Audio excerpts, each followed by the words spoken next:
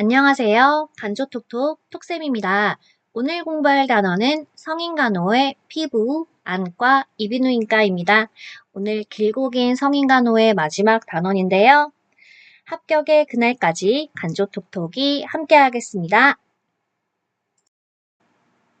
피부계입니다. 대상포진 바이러스 먼저 나오는데요. 대상포진은 수두 대상포진 바이러스에 의해서 유발됩니다. 치료로는 항바이러스제를 복용합니다. 욕창 보겠습니다. 욕창은 2시간마다 체위 변경을 하고요. 욕창 발생 시에는 마사지를 하지 않습니다. 기저귀보다는 유치도뇨관으로 배뇨하는 게 좋고요. 건조하게 유지해야 합니다. 피부 소양증 간호 보겠습니다. 피부 소양증 간호는 예전에 간, 담, 췌장할 때 간의 기능 이상으로 황달이 왔을 때 피부에 담즙이 정체되어서 소양증이 온다 이렇게 연결 지으면서 소양증 간호도 같이 배우셨는데요. 한번 다시 해보겠습니다. 피부 소양증 간호는 방 안의 온도를 조절해야 합니다. 시원한 환경을 유지시켜주는 것이 소양증을 완화시키기 때문이고요. 환자의 손톱과 발톱은 짧게 깎아주고 청결히 하여서 긁는 것을 막기 위한 목장갑을 착용할 수 있습니다. 전분이나 중조 목욕 또는 과망간산 포타슘 목욕을 하고요. 얇고 가벼운 옷과 침구를 사용해야 합니다. 긴장과 불안은 가려움증을 더 악화시키기 때문에 스트레스를 피하도록 노력해야 합니다. 카페인과 술, 콜라 등은 가려움증을 악화시키기 때문에 제한해야 하고요. 스테로이드는 항염증 효과가 있기 때문에 가려움증에 효과적입니다. 찬 찜질을 실시합니다. 아토피 간호 보겠습니다. 아토피 피부염은 재발이 잦은 만성 피부 습진 질환으로서 간호가 중요한데요. 피부 보습을 해주고 피부 자극의 방지를 하여야 합니다. 지나친 목욕은 오히려 피부를 건조하게 하기 때문에 하지 않고요. 잦은 비누 사용 또는 때를 미는 행위도 피부를 자극할 수 있기 때문에 하지 않습니다. 미지근한 물로 목욕하고요. 목욕 직후에는 보습제를 발라서 수분의 증발을 방지하는 게 좋습니다. 방 안의 온도는 서늘하게 유지시켜주고 의복을 느슨하게 착용하고 면으로 된 옷을 착용하는 것이 좋습니다. 환기를 하여 바람을 통하게 하고 진드기나 곰팡이 등의 악화 요인을 제거해야 합니다. 스트레스를 피하고 적당한 실내 온도와 습도 유지를 하고 급격한 온도 변화를 방지하는 게 좋습니다. 욕창 다시 한번 보겠습니다. 욕창은 압박과 마찰로 인해 가장 많이 발생하는데요. 1도의 욕창은 피부에 발정만 된 상태를 얘기하고요. 2도의 욕창은 물집이 생긴 상태, 3도는 괴사가 생긴 상태입니다. 1도, 2도, 3도의 구분은 화상과 동상의 분류와 동일합니다. 간호 보겠습니다. 욕창 간호는 피부 청결을 유지하는 게 중요한데요. 자극성이 없는 피부를 사용하고 비누를 사용하고 공기 침대나 물 침대를 사용해서 마찰, 압박을 줄이도록 하고요. 2시간 간격으로 체위 변경을 해줘야 합니다. 뼈의 돌출 부위에는 압박을 줄이기 위해서 쿠션을 대해주고 욕창이 발생하면 욕창 부위에는 마사지를 하면 안 됩니다. 기저귀보다는 유치도뇨관으로 배뇨하는 게 좋습니다. 안과 보겠습니다. 안과. 먼저 각막은 검은 자로서 광선이 통과할 때 굴절이 일어나는 부분을 이야기합니다. 곡막은 반대로 흰자 위이고요. 혈관과 신경이 분포되어 있어요. 눈의 움직임을 조절하는 게 흰자 위이고요. 망막이 중요한데요. 망막은 시각세포가 분포되어 있어서 시각적인 상을 받아서 뇌로 보내는 역할을 하는 게 망막입니다. 망막이 제대로 역할을 하기 위해서는 망막에 영양을 공급하는 부분도 같이 보셔야 하는데 망막에 영양을 공급하는 부분은 맥락막이죠. 네. 시신경은 빛의 자극을 받아서 뇌의 시각 중추로 전달하는 역할을 하고 있고요.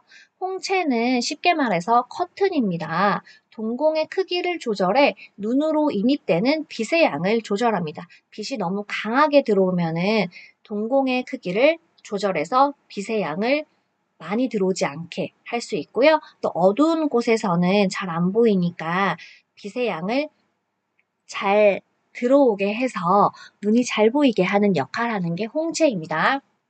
선모체는 수정체의 만곡도를 사정하는 부분이고요. 수정체는 초점이 망막에 맺어지도록 하는 역할로서 중간에 있는 저 투명한 유리구슬 있죠. 이게 수정체입니다. 백내장은 무슨 질환일까요? 백내장은 수정체가 혼탁해지는 질병입니다. 간호로는 안구 운동을 최소화하고 안대를 사용할 수 있는데 수술 후에 안압 상승을 예방하기 위해서 기침과 코풀기를 금지하고 수술한 부위로는 눕지 않도록 해야 합니다. 녹내증 보겠습니다. 녹내장은 안압 상승으로 인해 시신경이 눌려 혈액 공급에 장애가 발생한 걸로 좁은 시야, 안구 통증 발생이 특징입니다. 중이염 보겠습니다. 중이염을 수술하고 나면 환자가 기관의 압력을 완화하기 위해서 코풀기, 재채기, 머리 감기를 금지하고요. 감기에 조심해야 됩니다. 메니에르 이석증 보겠습니다. 메니에르 이석증은 평형기관에 이상이 생긴 증상입니다. 비출혈 간호 보겠습니다. 코피가 나면 뱉을까요? 삼킬까요? 코피는 삼키죠. 객혈도 삼키죠. 치과 치료 후에는 침은 삼켜야 되니까 치과 치료 후 출혈만 삼킵니다. 코피는 출혈 시에 고개를 뒤로 젖히지 않고 고개를 앞으로 숙여야 하고요. 코피의 양상과 출혈량을 측정해 관찰해 우리는 간호 기록해야 하고요. 목덜미와 콧등에 얼음찜질을 해서 출혈을 완화시켜 줄 수 있습니다. 입으로 넘어온 피는 뱉어야죠. 안과 수술 후에 간호 보겠습니다. 안과 수술 후에는 환자에게 절대 안정, 침대 안정을 강조하고요. 출혈 주의를 위해서 눈 운동을 금지합니다. 눈 비비기 하면 안 되고요. 안압 상승을 예방하기 위해서 기침, 코풀기, 구역구토를 제한하고 배변 시 조심해야 합니다. 요정체, 복부팽만을 방지하기 위해서 조기 이상해야 하고요. 수술 부위의 감염을 예방해야 합니다. 안압 사용법을 환자에게 교육해 드려야 합니다. 이비인후과 보겠습니다. 이비인후과는 성인간호의 마지막 단원인데요. 시작해 보겠습니다. 귀관, 유스타키오가는 인두바이러스 감염 시에 기관을 통해 감염돼서 중이염을 발생시키는 부위고요. 장액중이염은 뭘까요? 장액중이염은 중이 내에 장액성 염증, 점액이 차 있는 상태로서 우리가 해야 하는 간호는 기관의 팽창을 완화해야 되고요. 삼출액을 흡인할 수 있고요. 수술요법, 고막절개를 하고 난 후에 간호를 해야 하는데 먼저 수술 후에는 2주일간 코풀기 하면 안 돼요. 귀에 압력이 올라가니까 2주간은 머리 감기도 금지해야 되고요. 기침이 나오면 귀의 압력을 완화하기 위해서 입을 벌리고 머리를 상승해 압력을 완화시켜줘야 합니다. 평형장애가 있기 때문에 환자에게 혼자서 침대에서 일어나도록 해서는 안 되고요. 24시간 안정하고 수술하면서 보철을 넣은 경우에는 보철이 귀에서 빠지지 않도록 주의해야 합니다. 지금은 장액중이염 간호를 하였고요.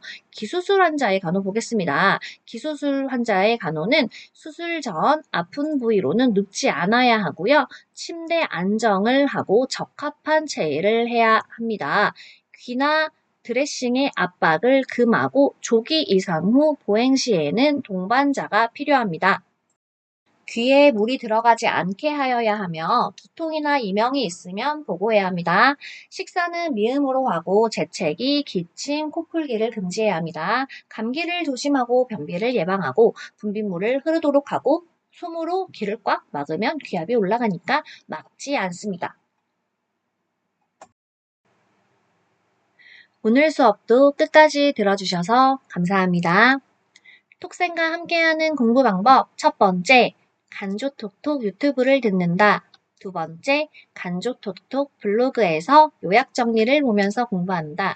세 번째, 간조톡톡 유튜브 쇼츠를 보면서 국가고시 예상 문제를 마음껏 보면서 복습한다. 오늘도 여러분들을 응원합니다. 감사합니다.